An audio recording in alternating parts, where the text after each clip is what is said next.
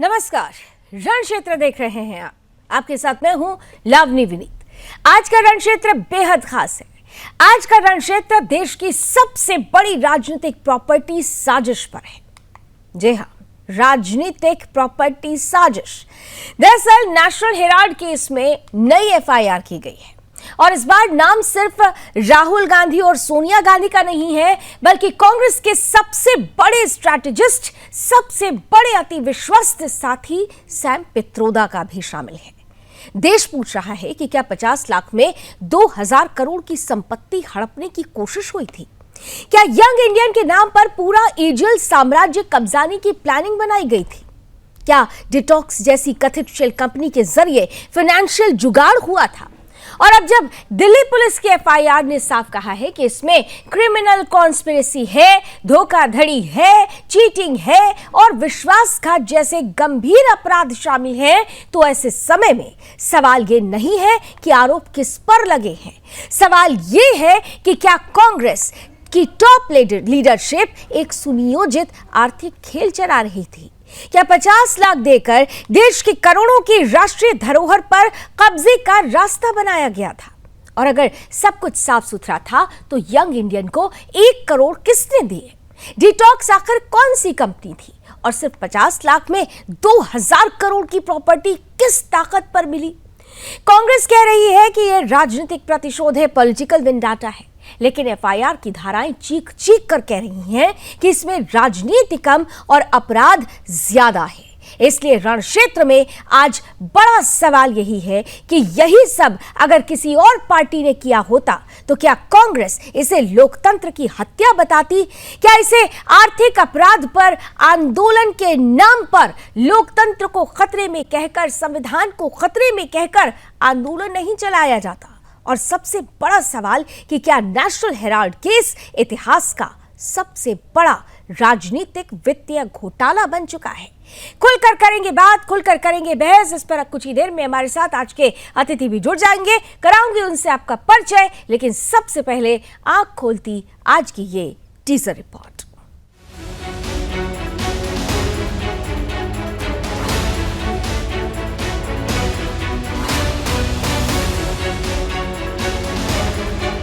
Delhi police की आर्थिक अपराध शाखा ने नेशनल हेराल्ड केस में ताजा एफआईआर दर्ज करती है और इस एफआईआर में सिर्फ राहुल सोनिया ही नहीं, उनके अलावा 6 अन्य लोगों और 3 कंपनियों के साथ साथ कांग्रेस के सबसे ताकतवर दिमागों में से एक सैम पित्रोदा का नाम भी जुड़ गया है।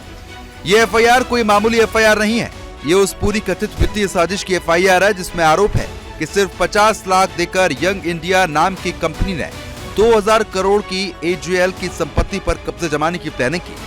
और इस आरोप की जड़ में है कथित फर्जी कंपनी डोटेक्स मर्चेंडाइज प्राइवेट लिमिटेड, जिसने यंग इंडिया को 1 करोड़ दिए और फिर यंग इंडिया ने एजीएल का कर्ज हासिल कर लिया। कहानी यहीं शुरू होती है, घोटाले की गंध यहीं से आती है। एफआईआर में जिन धाराओं को लगाया गया है वो बताती है कि ये सिर्फ राजनीतिक केस नहीं, क्रिमिनल कॉन्स्पिरेसी का शक, criminal breach of trust, cheating, धोखाधड़ी, यानी कि भारतीय दंड संहिता के सबसे गंभीर अपराधों में से एक मामला है।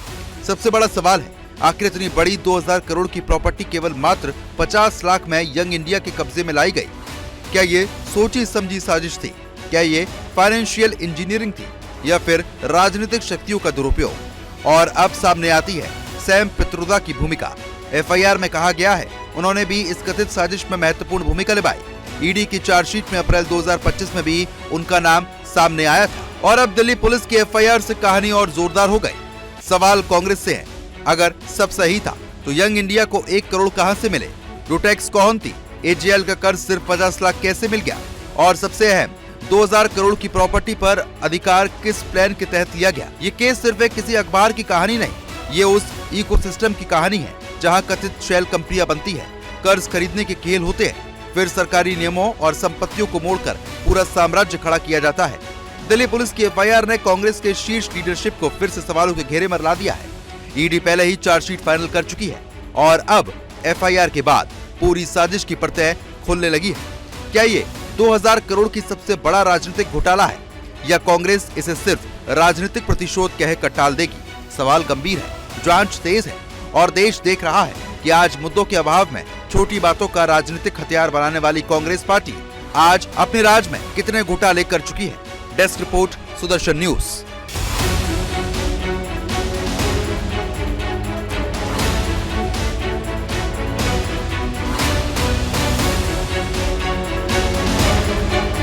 नेशनल हेराल्ड की जितनी बड़ी बड़ी संपत्तियां हैं जो सरकार के द्वारा जमीन पर बनाई गई हैं, जहां से सैकड़ों करोड़ किराया मिलता है, दिल्ली में बहादुर शाह जफर मार्ग पर, मुंबई में, लखनऊ में, भोपाल में, चंडीगढ़ में, पटना में, ये सभी जमीनें कांग्रेस सरकार ने दी थी। सरकारी जमीन सस्ते भाव पर, उस पर बड़ी बड़ी बिल्डिंग बन गई। लेकिन ये जो नई कंपनी लिया जिसमें सोनिया जी और राहुल गांधी का 76% था, वो सारी संपत्ति के भी मालिक बन बैठे, जो हजारों करोड़ की है। तो सिर्फ 90 करोड़ के लोन पर 50 लाख रुपया देकर पूरे एसोसिएट जर्नल को की शेयर होल्डिंग को अपने नई कंपनी में डाल देना और उसके माध्यम से पूरे देश में जितने भी बिल्डिंग्स थी वो सबके भी मालिकाना हक प्राप्त कर लिया। भ्रष्ट परिवार है। कांग्रेस पार्टी एक भ्रष्टाचार की पार्टी है जो एक्सपर्ट है भ्रष्टाचार में। नेशनल हेराल्ड केस में गांधी वाड्रा परिवार ने हमारे फ्रीडम फाइटर्स की प्रॉपर्टी को लूटने का प्रयास किया। There is a prima facie case of corruption. Enforcement directorate ने पूर्व में इसी केस के संबंध में प्रॉपर्टीज अटैच करी जा चुकी हैं।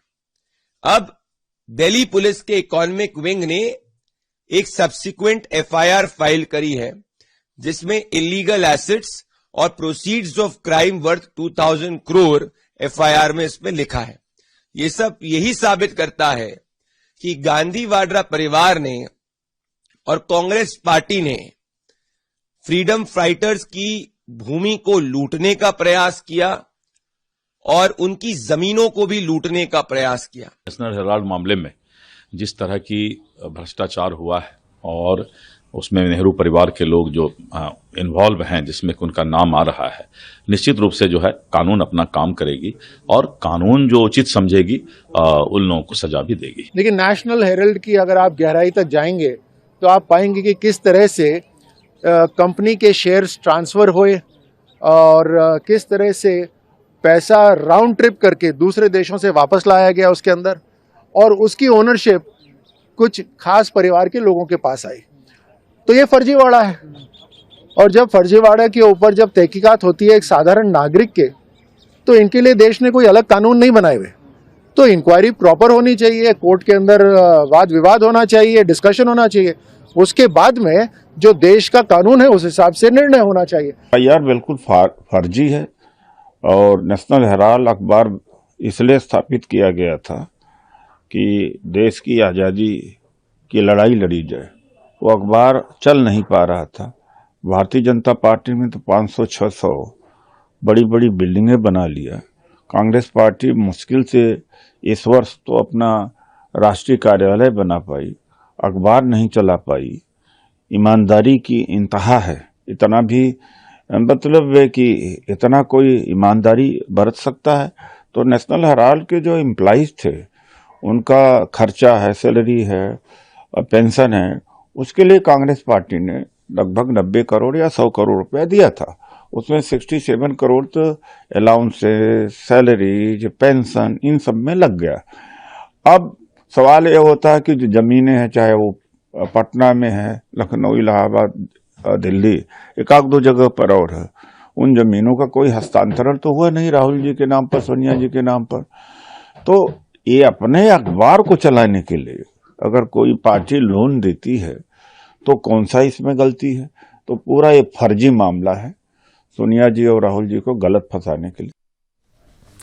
आइए देखिए इस मसले में किस तरीके से अब सोनिया और राहुल गांधी की मुश्किलें जो है वो बढ़ने वाली हैं, खुलकर बात करते हैं। स्वागत करते हैं आज के पैनलिस्ट का। भारतीय जनता पार्टी का पक्ष रखने के लिए हमारे साथ प्रोफेसर विदु रावल जी जुड़ चुके हैं, साथ ही साथ कांग्रेस का पक्ष आज रखने वाले हैं धर्मेश शर्मा जी। हमारे साथ जाने माने पॉलिटिकल एक्सपर्ट अनिल गर्ग साहब हैं, सुप्रीम कोर्ट के सीनियर एडवोकेट विनीत जिंदल साहब भी जुड़ चुके हैं और हाई कोर्ट के सीनियर एडवोकेट अनिल कुमार जी भी हमारे साथ जुड़ चुके हैं। आप सभी का बहुत बहुत स्वागत करती हूँ। प्लीज स्क्रीन पर लेकर आइए पैनल। सभी अतिथियों का बहुत स्वागत। और शुरुआत विदु रावल जी आपके साथ करना चाहती हूँ, क्योंकि देखिए अभी आपने अगर उदित जी को सुना हो तो क्या कह रहे हैं, वो बड़ी मासूमियत के साथ वो कह रहे हैं कि कांग्रेस से बड़ा ईमानदार, उससे बड़ी ईमानदार पार्टी कोई नहीं हो सकती।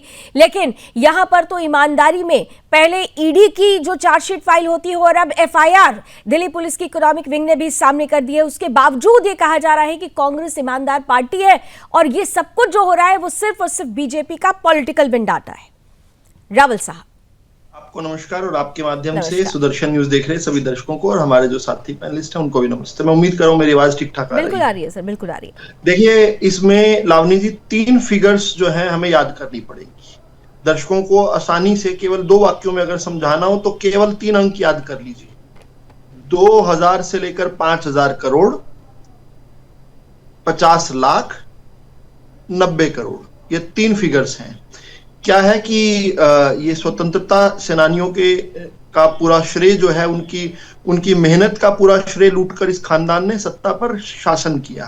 पूरी स्वतंत्रता का श्रेय लूटकर ये जो है दशकों तक हम पर राज करते रहे। लेकिन इनकी लूट यहीं खत्म नहीं होती। स्वतंत्रता सेनानियों के पैसे से बना एक जो एजीएल था, जिससे नेशनल हेराल्ड अखबार चला करती थी, उसको पहले कांग्रेस पार्टी जो है अपनी राज सत्ता के दौरान जब सत्ता में थी तब प्राइम लोकेशंस पर अपनी मन मर्जी की उनको जगह देती है, मुफ्त में, कहीं 1 रुपए में, कहीं पर मुफ्त में लखनऊ में, पंचकुला में, दिल्ली के अंदर, मुंबई के अंदर, अलग अलग जगह पर, महानगरों में सबसे प्राइम लोकेशन पर इनको जमीन देती है। इसके बाद जो है ये इनका फर्जीवाड़ा जो है चलता रहता है धीरे धीरे। अब वो अखबार जो है, वो अखबार में तो इसी प्रकार की फर्जी जो है खबरें चलती थी जैसी अभी कांग्रेस के प्रवक्ता हमें बताने वाले हैं, जैसे राहुल गांधी रोज जो है प्रेस कॉन्फ्रेंस में हमें बताया करते हैं, यही फर्जीवाड़ा चलता था। लोगों ने वो अखबार लेना बंद कर दिया, अखबार बंद हो गया। अब 90 करोड़ रुपए उसको चलाने के लिए, अखबार को चलाने के लिए कांग्रेस पार्टी ने उसको लोन दे दिया। अब लोन दे दिया 90 करोड़ का। अब उसके बाद क्या होता है, 2000 से लेकर 5000 करोड़ की संपत्ति जिस अखबार के पास है वो केवल 90 करोड़ के लोन में डिफॉल्ट हो जाती है। और वो 90 करोड़ चुकाने के लिए रातों रात एक फर्जी कंपनी तैयार की जाती है, जिसके 38% जो है शेयर होल्डर सोनिया गांधी और 38% जो है राहुल गांधी, मोतीलाल वोहरा और बाकी लोगों का मैं नाम नहीं लेना चाहता, वो स्वर्ग में है। खैर इस पर भी जिक्र करेंगे कि इस परिवार ने उनके साथ क्या किया। मैं ये बताना चाहता हूं कि एक रातों रात एक फर्जी कंपनी तैयार होती है जिसके सारे मालिकाना हक जो है इन दोनों माँ और बेटे को मिल जाते हैं, लावनी जी।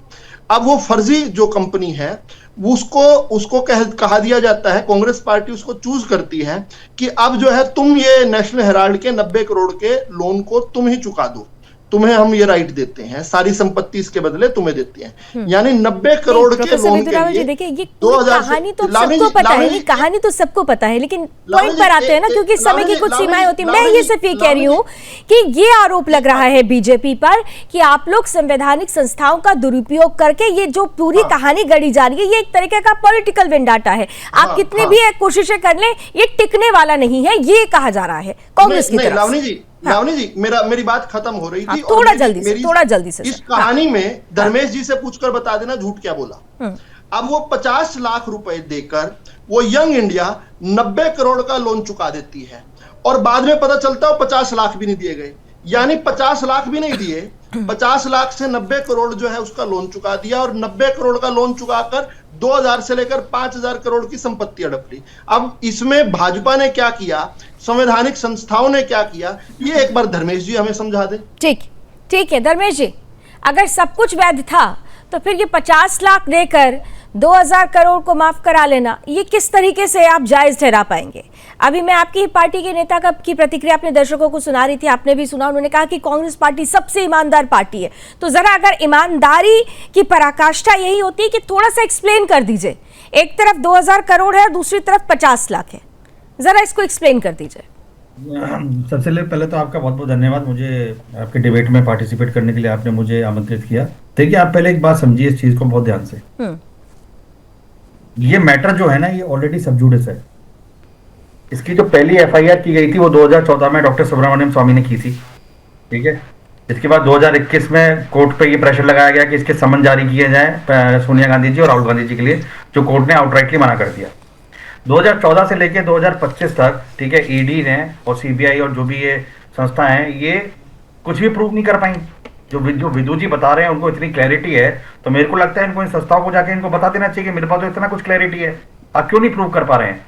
नई एफआईआर करने का रीजन सिर्फ ये कि पुरानी एफआईआर की चार्जशीट फाइल हो गई, आपने उसको सप्लीमेंट्री चार्जशीट भी फाइल कर दी, तो उसमें कोई रिजल्ट निकला नहीं, तो आपने क्या करा, पीएमएलए सेक्शन 66 के अंदर आपने दोबारा से एफआईआर कर दी। अब नए एफआईआर लगाएंगे और उसके अंदर ये लिखा कि हमको नए सबूत जुटाने हैं, नए सबूत जुटाने के लिए हमको इनसे दोबारा पूछताछ करनी है। आप मुझे ये बताइए, अगर इतना क्लियर मनी ट्रेल था और इतना आपको क्लैरिटी थी, तो आप उन्होंने दोबारा एफआईआर क्यों करी? पुरानी एफआईआर के बेस पे आपने काम क्यों नहीं करा?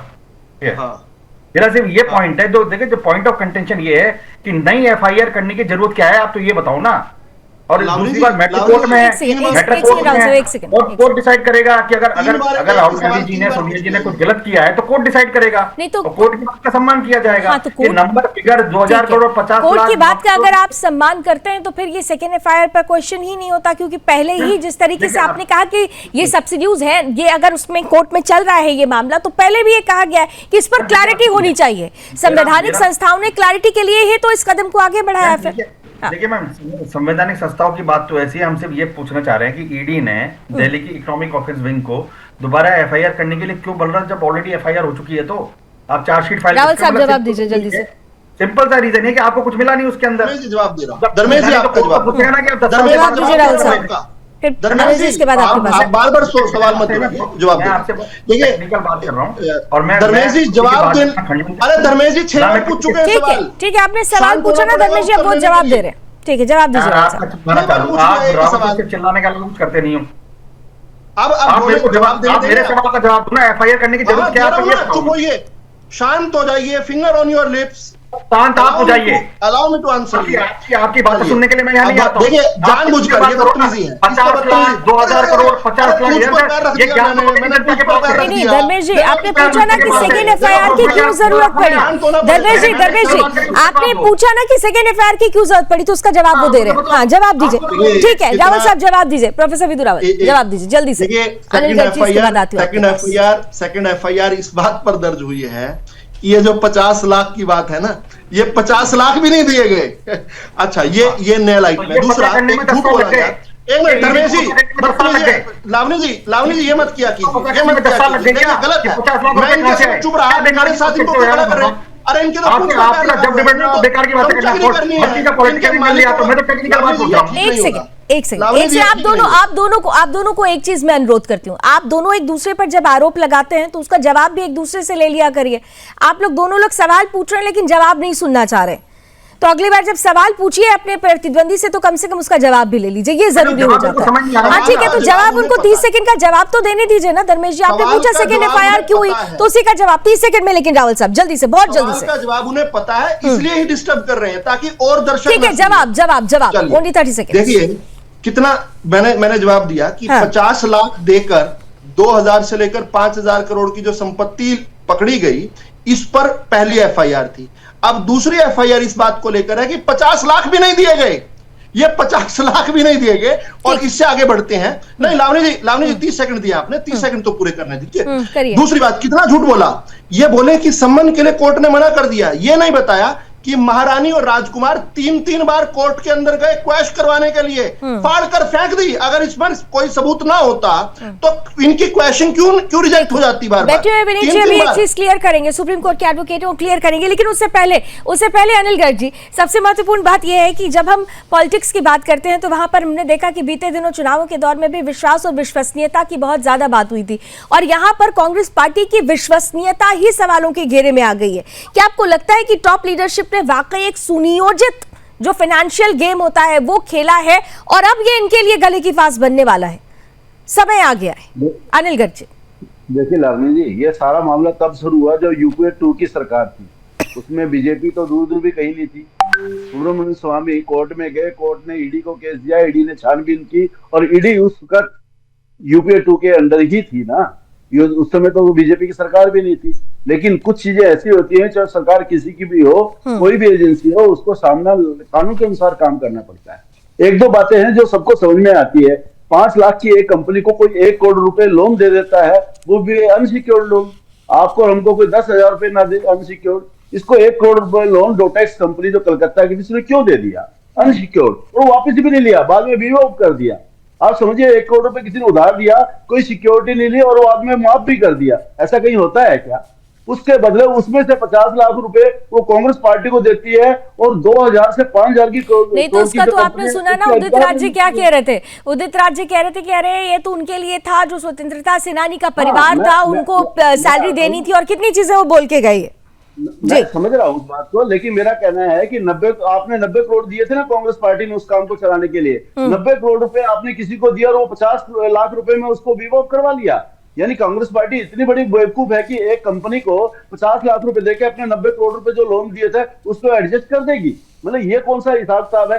एक कंपनी इनको ऐसी मिल जाती है जो 1 करोड़ रुपए फ्री में दे दे, दूसरी कंपनी ऐसे मिल जाती है जो 50 लाख, दूसरी पार्टी ऐसे मिलती है कि 50 लाख रुपए के बदले 90 करोड़ रुपए का जो लोन दिया वो उसके अधिकार दे दे, और 90 करोड़ के लिए 2,000 से ज्यादा की 1 करोड़ की कंपनी के अधिकार आप ले लेते हो। मतलब ये आपको गड़बड़ झाला नहीं समझ में आता? सबको ही समझ में आता है कि एक कंपनी जो 2010 नवंबर में शुरू हुई, उसके बाद 2 साल के अंदर अंदर न सिर्फ उसके खाते में 55 लाख रुपए थे, बल्कि 2,000 करोड़ रुपए की संपत्ति भी थी।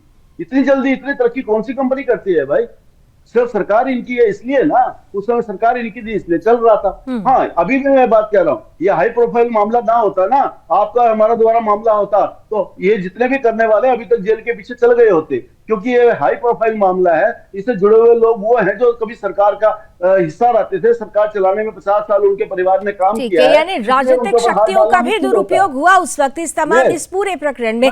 लेकिन विनीत जी, सबसे बड़ा सवाल यह है कि जैसा कि धर्मेश जी ने अभी कहा कि भाई अगर सब कुछ क्लियर कट था तो सेकेंड एफआईआर की जरूरत क्यों पड़ी? और दूसरी बात यह कि स्ट्रिक्टली अगर देखें तो इसमें जो ब्रीच ऑफ ट्रस्ट का जो केस है, पूरी इस कहानी को देखा जाए, जिसको कॉन्स्पिरेसी, क्रिमिनल कॉन्स्पिरेसी भी कहा जा रहा है, तो इसमें क्या पूरी तरह से क्लैरिटी है कि कांग्रेस पार्टी और खासतौर से राहुल गांधी और सोनिया गांधी इसमें डायरेक्ट इन्वॉल्व है? बिल्कुल। देखिए लवलीन जी, सबसे पहले समझने की बात यह है कि कांग्रेस बड़े लंबे समय से कह रही है कि ये पूरा मामला जो है पॉलिटिकल मोटिवेटेड है।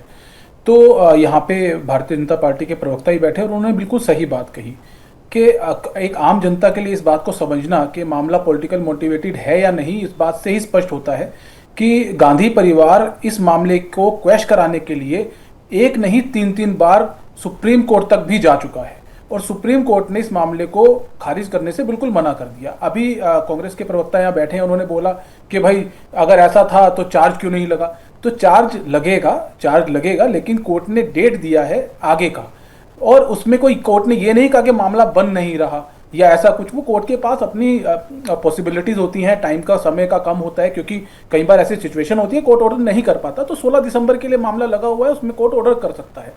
तीसरी बात, फ्रेश एफआईआर की जो बात लगातार यहाँ पे उठाई जा रही है कि फ्रेश एफआईआर करने की जरूरत क्या थी, तो देखिए किसी मामले में जब कोई नए फैक्ट और नए एक्यूज्ड आते हैं, चाहे नेशनल हेराल्ड की बात नहीं है, और भी कोई मामला अगर ऐसा होता है तो उसके अंदर कुछ लोग आते हैं और चार्जशीट फाइल कर दी गई होती है, तो या तो उसमें सप्लीमेंट्री चार्जशीट फाइल होती है या फिर एक नई एफआईआर करने का रास्ता भी खुला होता है। नेशनल हेराल्ड मामले में ऑलरेडी ईडी सप्लीमेंट्री चार्जशीट जमा कर चुकी है, और मेरा मानना यह है कि शायद ईडी अब ये नहीं चाहती कि ये मामला और ज्यादा लिंगर ऑन हो जो मामला चल रहा है। इसीलिए उस चीज को इग्नोर करने के लिए एक नई एफआईआर की गई है कि उस मामले में अब तक, मैं नाम नहीं लूंगा, लेकिन 3 या 4 नाम जो मुझे सुनने में आए हैं वो 3 या 4 नाम नए नाम हैं जो अब तक पिछले मामले में नहीं थे। और जो फैक्ट्स जो आए हैं वो फैक्ट्स भी कुछ नए फैक्ट्स हैं, तो उसी को लेकर ईडी ने एक नई एफआईआर की। वो ईडी का राइट है। इसके ऊपर सवाल खड़े कर देना कि जी देखिए ये तो बड़ा गलत हो रहा है, ये तो पॉलिटिकल नहीं तो हरासमेंट है। अब सवाल ये है कि अब अगर नई एफआईआर लॉन्च हो गई है नए तरीके से, अब ये पूरा मामला अदालत में ऑलरेडी हो और अब नई एफआईआर भी है, तो इसमें अदालत क्या देखेगी? इंटेंट देखेगी, मनी ट्रेल देखेगी, या फिर पॉलिटिकल बैकग्राउंड? किस तरीके से इस केस को आगे ले जाएंगे? जी देखिए, 2 चीजें आप समझिए, दोनों मामले अब अलग अलग मामले होंगे। जो एफआईआर, जो नई एफआईआर है, उसकी वजह से आपका जो ये पहला मामला जिसके अंदर कोर्ट अब चार्ज के ऊपर ऑर्डर करने वाला है, उसके ऊपर कोई असर नहीं पड़ेगा। वो एकदम सेपरेट मामला है। उस मामले के अंदर वो सारे फैक्ट्स नहीं हैं जो फैक्ट्स इस नई एफआईआर के अंदर हैं। मामला उससे रिलेटेड है, लेकिन डायरेक्टली उस पुराने मामले से इसके ऊपर कोई इफेक्ट नहीं आ रहा है। तो कहीं ना कहीं जो कांग्रेस पार्टी ये कह रही है कि जी अब जो ये मामला नया, जो मामला जो नई एफआईआर हुई है उसकी वजह से ये जो मामला है, क्योंकि इसके अंदर कुछ बन नहीं रहा, तो सरकार ये चाहती है कि ये लिंगर ऑन हो जाए। मुझे लगता है कि ये करने से शायद कांग्रेस पार्टी ये चाहे कि भाई जो मामले में ऑर्डर आना है चार्ज का वो कहीं लिंगर ऑन कराया जाए, और इसके ऊपर कहीं ना कहीं मुझे लगता है कांग्रेस पार्टी क्वेश्चनिंग के लिए या और जो लीगल एस्पेक्ट है उनके ऊपर मुझे लगता है कि जरूर आगे जाएगी, और शायद स्टे ऑफ प्रोसीडिंग जो मामला अभी चल रहा है उसके ऊपर स्टे ऑफ प्रोसीडिंग की मांग भी यहाँ कांग्रेस पार्टी कर सकती है। और लीगल राइट्स कांग्रेस पार्टी के पास खुले हैं, लेकिन कहीं भी कोई लीगल लेक्यूना इस पूरे मामले में नहीं है। और नेशनल हेराल्ड को मामले को जो पॉलिटिकल मोटिवेटेड बताया जाता है, मेरा मानना है ये बिल्कुल गलत है। मामले में गड़बड़ है। जो क्रिमिनल कॉन्स्पिरेसी और मनी लॉन्ड्रिंग की जो बात है वो कहीं ना कहीं लोगों के सामने, और 50 लाख 90 करोड़ का मामला है वो सभी को पता है, उससे कोई नकार नहीं सकता। विनीत जिंदल जी तो किसी पॉलिटिकल बॉडी से नहीं, उन्हें बहुत क्लैरिटी के साथ बता दिया कोई लीगल लैकुना नहीं है। आपके पास आगे किस तरीके से बढ़ना इसके रास्ते खुले हुए हैं, लेकिन ये कहना कि ये पॉलिटिकल मोटिवेटेड है ये कहीं से भी जायज नहीं होता। धर्मेश शर्मा जी। देखिए, मैं सर की बात का बहुत सम्मान करता हूँ क्योंकि काफी सीनियर एडवोकेट हैं और हमारे सीनियर भी हैं। मैं बिल्कुल इस चीज को ना पॉलिटिकल स्टेटमेंट की तरह बिल्कुल मैं आपसे डिस्कस नहीं करूंगा। मैं आपको सिर्फ ये कहना चाहता हूँ कि 2014 से ये मैटर कोर्ट में है, 2025 में हम लोग पहुंच गए। 2025 में जाके ऐसे कौन से नए फैक्ट्स निकल के आ गए कि आपने नए लोगों के अगेंस्ट एफआईआर करी? देखिए, सिंपल सी बात है, आपने कान में उंगली डाली थी क्या जब बता रहे थे? जब आपने कान में उंगली डाली थी, बता तो दिया आपको। वो 50 लाख भी नहीं दिए हुए। मैं आपके लेवल पे नहीं जाना चाहता, है ना? मैं आपके लेवल पे नहीं जाना चाहता। आप मेरे लेवल पे नहीं ठीक है, व्यक्तिगत टिप्पणी नहीं, व्यक्तिगत टिप्पणी नहीं। आज देखिए कोई, इसलिए आप बहुत नाम पर्सनालिटीज है। आज देख लीजिए आप सभी, आप मैंने बहुत कम गेस्ट रखे हैं और मैं सबको बराबर से मौका दे रही हूँ। आज बड़ा मुद्दा है, छोटा मुद्दा नहीं है, क्योंकि ये जो मुद्दा है आज नेशनल हेराल्ड का जिन जो बाहर निकला है ये 2027 और 2029 के लिए बहुत इंपॉर्टेंट होने वाला है, और इसीलिए थोड़ा सोच समझ के और थोड़ा सा हम लोग थोड़ा सा एक दूसरे पर कोई टीका टिप्पणी नहीं करते हो, तो व्यक्तिगत टिप्पणी ना करते हो, आगे बढ़ेंगे। धर्मेश जी प्लीज कंटिन्यू कीजिए। हाँ धर्मेश जी, लेकिन अभी आपने कहा ना कि नहीं बनता, अभी तो विनीत जी ने समझा दिया ना ये बात, अभी आपने खुद ही कहा, विनीत जी ने बहुत एक्सप्लेन करके बहुत क्लियर आसान शब्दों में बता दिया है। हाँ। लीडर का मैटर कोर्ट में चला जाए, उस पर एफआईआर हो जाए तो जी कोर्ट देखेगा, जी कोर्ट अभियुक्त है, कोर्ट अपने हिसाब से रिजल्ट पास कर देगा। तो आप कोर्ट के डिसीजन का वेट करिए ना। हमारा पॉइंट सिर्फ ये है कि 10 साल से क्यों बता रहे हैं इसको? विंडिक्टिव पॉलिटिक्स क्यों बता रहे हैं आप वेट क्यों नहीं कर रहे हैं? हमें नसीहत दे रहे हैं। सर विंडिक्टिव पॉलिटिक्स ही है ना। आपको अरे खुद बाबा वजीयत दूसरों पर नसीहत किसके कंट्रोल में है? आप बेकार की बातें क्यों कर रहे हो यार? आपका दिमाग किसके कंट्रोल में है? मेरा पॉइंट सिर्फ इतना है कि अगर 10 की बात तो आप कर रहे हैं, अरे विरासत की विलन को तो ऐसे और चौथी पीढ़ी के थक को नहीं बचा पाओगे। लेकिन ये तो स्वाभाविक है ना धर्मेश जी, आप खुद ही कह रहे हैं कि कोर्ट में मैटर है, वेट करना चाहिए, तो आप भी वेट करिए। पॉलिटिकल वेंडाटा ऐसे क्यों कह रहे हैं? यही सवाल तो पूछा जाएगा ना। बड़ा मैटर है, इतना बड़ा हाई प्रोफाइल मैटर है, आप लोगों ने सबने बैठ के पूरा मनी ट्रेल जो है वो निकाल लिया बैठ के, पैसा यहाँ से किया, यहाँ आया, वहाँ। हमने नहीं निकाला, जो सामने है वो सामने है, ये हमने नहीं निकाला है, ये सब कुछ सामने है, और ये सब कुछ चार्जशीट में भी है, कोर्ट के सामने सब कुछ रखा गया है, क्लियर है। मैटर कोर्ट को नहीं दिखाई दे रहा है, आपको दिख रहा है, कोर्ट को नहीं दिख रहा है। कोर्ट में ये दलीलें कोर्ट को भी दिखेगा, कोर्ट को भी दिखेगा। 45 डिग्री आइए आप सामने लीजिए, लीजिए आ रही हूँ उसके बाद तुरंत। आप बताओगे कब दिखेगा? आप जाके बताओ सामने लीजिए राहुल जी और धर्मेश जी को। की बात करते रहते हो यार। देखिए कोर्ट को भी दिखेगा, लेकिन कोर्ट जब आपको बुलाता है, अरे सुनिए ना, अरे सुनिए तो सही ना, सुनिए इतना ना नाराज, इतना मत बौखलाइए, बताने दीजिए, बात करने। विरासत की विलन विरासत की विलन और चौथी पीढ़ी के ठग के प्रवक्ता जो हैं यहाँ पर बैठकर किस प्रकार से कोर्ट की बात कह रहे हैं। लेकिन जब कोर्ट की कार्रवाई होती है, आप याद कीजिए 2022 में जून की गर्मी थी, 45 डिग्री का टेम्परेचर था और ये दिल्ली की सड़कों पर नागिन डांस कर रहे थे। सारे कांग्रेस के कार्यकर्ता क्यों कर रहे थे? कोर्ट की प्रोसीडिंग्स को क्यों आप इन्फ्लुएंस करना चाहते हैं? आप किस प्रकार से कोर्ट की प्रोसीडिंग आपकी चल रही है, फिर आप विंडेटा क्यों चला रहे हैं? पॉलिटिकली मोटिवेटेड क्यों चला रहे हैं? अगर आपकी सत्ता के दौरान, ये तो कांग्रेस की सत्ता, सोनिया की मनमोहनी सरकार थी ना, जब ये एफआईआर दर्ज हुई थी, हमने तो नहीं दर्ज करवाई, उस पर कार्रवाई हो रही है, फिर आपका पूछना कि इतने साल तक क्या नहीं हुआ? इतने साल तक आपने लीगल एक्रोबैटिक्स करके इस मामले को उलझाया। पहली एक जगह गए एफआईआर क्वैश करवाने, तब तक स्टे ऑन प्रोसीडिंग्स चलता रहा। आपकी एफआईआर क्वैश नहीं हुई, समय लगा, कोर्ट ने लगाया, हमने नहीं लगाया। आप गए थे कोर्ट में कि क्वैश कर दो, फिर दूसरी जगह गए, फिर तीसरी जगह गए। इस प्रकार से आपने समय नष्ट किया और अब फिर आप चिल्ला रहे हैं उल्टा चोर कोतवाल को डांटे। जब ये बोलते हैं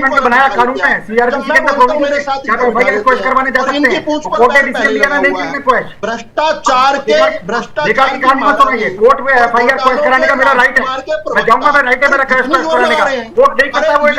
जोर लगा रहे हैं। देखो लेकिन बड़ा सवाल ये है कि आपके राइट्स हैं, आप कोर्ट जाइए, आप क्वेश्चन कराने के लिए आपको राइट है, लेकिन सवाल ये ना, आपने कहा कि सब कुछ नजरअंदाज किया जा रहा था। नजरअंदाज कहाँ हो रहा था?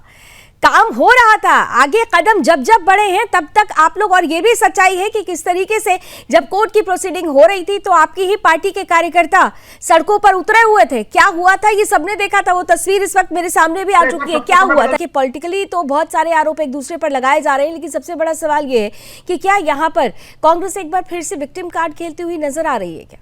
और अगर ये विक्टिम कार्ड खेल रही है तो इसमें सैम पित्रोदा का नाम शामिल होना, क्या उसके इंटरनेशनल इमेज को भी धक्का लगेगा?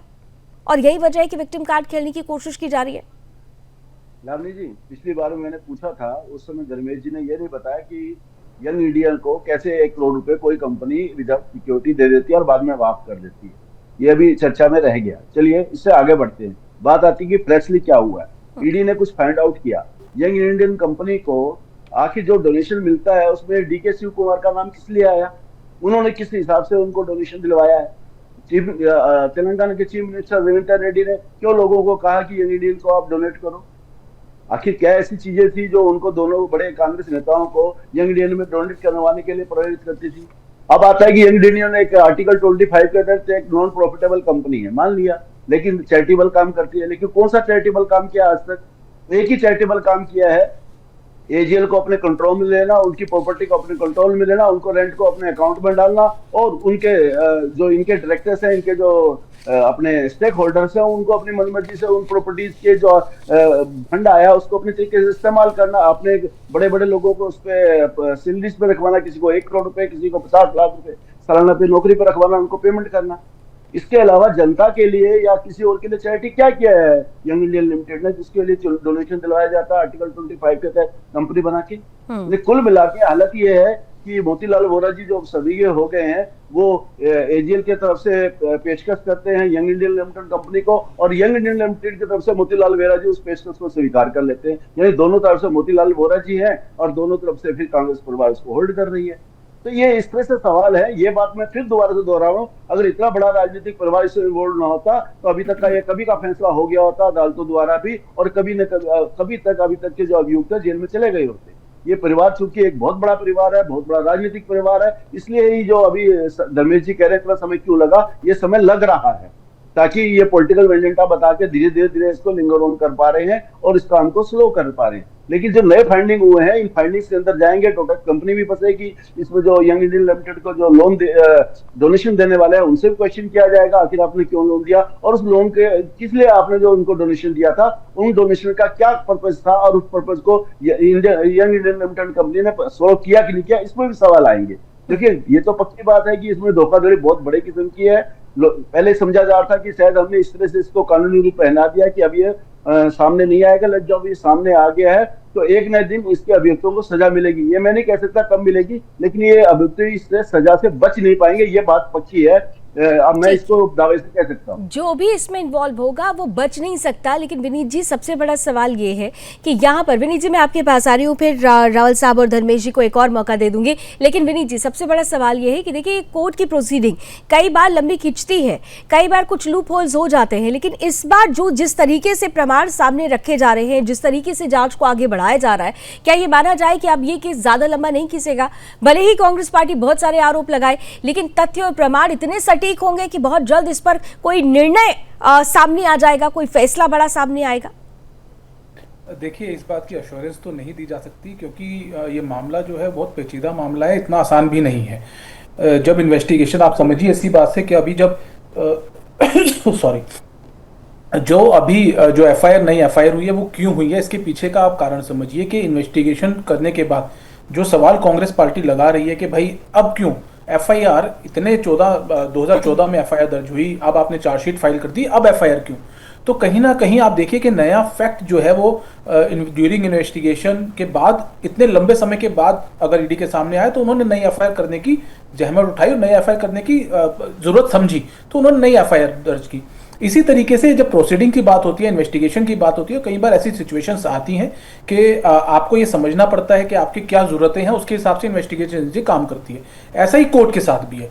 अभी चार्जशीट फाइल हो चुकी है, सम्मन के लिए मैटर पेंडिंग है, 16 दिसंबर के लिए ये मैटर पेंडिंग रखा गया, पर उसमें कितने गवाह हैं, ये पूरा ट्रायल जो है वो ट्रायल बहुत लंबा खिंच सकता है, क्योंकि गवाह बहुत हैं। आप जो मैंने चार्जशीट, जो मुझे याद आ रहा है, जब मैंने चार्जशीट के बारे में सुना था, मेरे पास चार्जशीट कॉपी नहीं है, लेकिन जब मैंने सुना था तो मुझे जो याद है उसमें गवाहों की लिस्ट बहुत लंबी लिस्ट है। तो मुझे लगता है कि कहीं ना कहीं समय लगेगा ट्रायल में, लेकिन ये बात एश्योरेंस के साथ मैं कह सकता हूं कि मामले में गड़बड़ है। और इसका कारण सबसे बड़ा ये है कि जब कांग्रेस पार्टी सर्वोच्च न्यायालय में जब क्वेश्चन पिटीशन की अपील जब गई थी इनकी, उस समय पे कुछ आर्गुमेंट ऐसे रखे गए थे जिसमें दिखाने की कोशिश की गई थी कि मामला जो है पॉलिटिकल मोटिवेटेड मामला है, इसमें कोई गड़बड़ नहीं हुई। लेकिन सर्वोच्च न्यायालय ने बिल्कुल साफ कहा कि ऐसा, आप सरल शब्दों में अगर समझिए, मैं आपके चैनल से बताऊं तो ऐसा कैसे हो सकता है, जो कि यहाँ पे हर व्यक्ति यहाँ बात कर रहा है बैठ के, कि 50 लाख में 90 करोड़ का लोन सेटल हो गया, या 1 करोड़ में 90 करोड़ का लोन सेटल हो गया, ये कैसे पॉसिबल है? और वो भी पार्टीज जो है, एक शेल कंपनी है, दूसरी कांग्रेस पार्टी है, और आपस के अंदर ये सब चीजें चली हैं, तो ये कैसा पॉसिबल है? इस बात का जवाब उस समय भी अभिषेक मनु सिंघवी के पास या कपिल सिब्बल जी के पास नहीं था। तो मेरा मानना यही है कि जरूर कहीं ना कहीं ऐसी चीजें सामने है कि ट्रायल जब कंप्लीट होगा तो जो लोग इसमें इन्वॉल्व हैं उनको सजा मिलेगी, बाकी सब आगे देखने ठीक है। ट्रायल जब कंप्लीट होगा, देखिए समय लगेगा। धर्मेश जी, ये जो आप कह रहे हैं ना कि देर क्यों हो रही है, अब इतने विस्तार से हमें रावल साहब, इसके बाद आपके पास ही आऊंगी। एक सवाल मुझे पूछ लेने दीजिए धर्मेश जी से। इनको मेरे साथ बिठा देते हैं, बोलने नहीं देते। नहीं, वो एक सेकंड रुकिए ना, एक सेकंड रुकिए रावल साहब, एक सेकंड रुकिए, एक सवाल पूछने दीजिए मुझे। धर्मेश जी, विनीत जी ने, वो तो सुप्रीम कोर्ट के एडवोकेट हैं, उन्होंने बहुत क्लैरिटी के साथ आपको बता दिया कि भाई बहुत सारे गवाह हैं, आप भी नहीं चाहते ना कि आपकी पार्टी, आपकी टॉप लीडरशिप डायरेक्ट फंसे, तो फिर इसी के लिए तो इतनी ट्रांसपेरेंसी के साथ इतनी लंबी प्रक्रिया हो रही है। इस लंबी प्रक्रिया के बाद भी अगर आप अपनी सफाई पूर्णतः यहां नहीं दे पाए और आपकी टॉप लीडरशिप इस पर शामिल होती है, तो भी क्या इसे आप पॉलिटिकल वेंडाटा कहेंगे? मैम देखिए, मैं आपको ना सिर्फ एक स्टेटमेंट देना चाहूंगा। हाँ, आपने उसका जवाब वैसे खुद ही दे दिया कि ये अब मैटर है कोर्ट में। ठीक है, कोर्ट में हियरिंग्स होंगी, कोर्ट में गवाह आएंगे, कोर्ट में विटनेस के होंगे, क्रॉस एग्जामिनेशन होंगे, वो सब होंगे। उसके बाद कोर्ट जो फैसला देगा हम उसको हम्बली एक्सेप्ट करेंगे। मेरा सिर्फ ये पॉइंट है कि रावल साहब ने जितनी क्लियर इसकी जो लाइन बताई है और जितने उन्होंने फैक्ट्स बताए हैं, मेरे को लगता है रावल साहब को कोर्ट में जाके कल ही फैसला करवा देना चाहिए। मैं भी आपको बार बार ये कह रहा हूँ कि आप जो फैक्ट्स की जो हम बात कर रहे हैं ना, वो कोर्ट डिसाइड करेगा। हम ऐसे किसी को मुझे नहीं लगा सकते। समझ में नहीं आ रहा है, रावल जी ने वही बताया, ये तो हिस्ट्री में भी पढ़ती, अगर मैं भी अपनी ओपनिंग रिमार्क्स को 5 मिनट रखती तो ऐसे ही रखती कि क्या क्या हुआ, तो ये तो हर कोई बताएगा। जब कभी भी नेशनल हेराल्ड के बारे में लोग पढ़ेंगे तो उसको ऐसे ही समझाएंगे कि इसमें क्या पूरी कहानी है। नहीं, 2 चीजें यहाँ पे देखिए धर्मेश जी, जलेबी मत बनाइए, अब आप जलेबी बना रहे हैं। मैं सीधा से आपसे ही कर रही हूँ, अगर आपको आप ये मानते हैं कि कोर्ट में फैसला है, अरे मामला है, कोर्ट के फैसले पर आपको भरोसा होगा, तो आप कहिए कि ये पॉलिटिकल वेंडाटा नहीं है। मोदी जी की पॉलिटिकल वेंडाटा के तहत कोर्ट को आने दीजिए आप। ये तो अरे तो फिर दो चीजें एक साथ नहीं चल सकती ना। कोर्ट पर भरोसा भी है और दूसरी तरफ पॉलिटिकल वेंडाटा का आरोप भी लगा रहे हैं। ये दो चीजें एक साथ नहीं चल सकती ना। तो फिर तो यही लगेगा कि हाँ, दूध में कुछ काला, दाल में काला नहीं, पूरी दाल ही काली है आपकी, क्योंकि आप दो बात एक साथ लेकर चल रहे हैं। अभी गर्ग साहब कह रहे हैं कि पॉलिटिकल फैमिली है, कोर्ट को इन्फ्लुएंस कर सकती है, इसलिए डिले हो रहा है। तो इसका मतलब आप तो कोर्ट की बात नहीं मान रहे। उन्होंने ये नहीं कहा, उन्होंने आपके पक्ष की बात कही। यही गड़बड़ हो जाता है। कांग्रेस के लोग या तो कंफ्यूज हो जाते हैं। देखिए, ये कंफ्यूजन आपके लिए घातक होता है सर। ये इसी को कहते हैं, आपकी लीडरशिप में भी जो राजनीतिक अपरिपक्वता है ना, वो उनको हाशिए पर ले आई है। और आप जैसे प्रवक्ता आकर अपनी पार्टी को हाशिए पर लेकर चले जाते हैं। उन्होंने तो आपके पक्ष की बात कही थी कि भाई एक बड़ी राजनीतिक पार्टी है, किसी भी तरीके का कोई लूप होल नहीं हो, जो भी इन्वॉल्व हो इसमें उसके खिलाफ कार्रवाई तो होगी, लेकिन बड़ी राजनीतिक पार्टी, आपकी पार्टी को बड़ी राजनीतिक पार्टी कहा उन्होंने। हालांकि चलिए प्रोफेसर रावल साहब, देखिए एक बात होता है, वो कोर्ट पर भरोसा भी कर रहे हैं और दूसरी तरफ आप लोगों पर आरोप भी लगा रहे हैं। इसका कोई क्लैरिटी, कोई क्लियरेंस नहीं दिया अभी तक धर्मेश जी। लेकिन दो बातें मुझे बता दीजिए कि क्या ये जो मुद्दा है आने वाले समय में महत्वपूर्ण राज्यों में चुनाव होना है, क्या कांग्रेस पार्टी के लिए आप लोगों को एक मुद्दा मिल गया है? देखिए, ये मुद्दे पब्लिक डोमेन में पहले से ही थे। हम जानते हैं कि ये फर्जी गांधी रखकर राजनीति करने वाले इस वाड्रा खानदान ने किस प्रकार से, इसकी पीढ़ियों ने इस देश के साथ क्या क्या अत्याचार किए। पहली पीढ़ी ने देश का बंटवारा किया था, दूसरी पीढ़ी ने रात के अंधेरे में इमरजेंसी लगाकर लोकतंत्र का कत्ल किया था, तीसरी पीढ़ी जो थी उसने कमीशन खोरी कर कर इस देश के अंदर देश की जनता का विश्वास खत्म किया था। अब ये चौथी, अब लावनी जी, यही इसी के लिए मैंने रोका था आपको। मुझे पता ही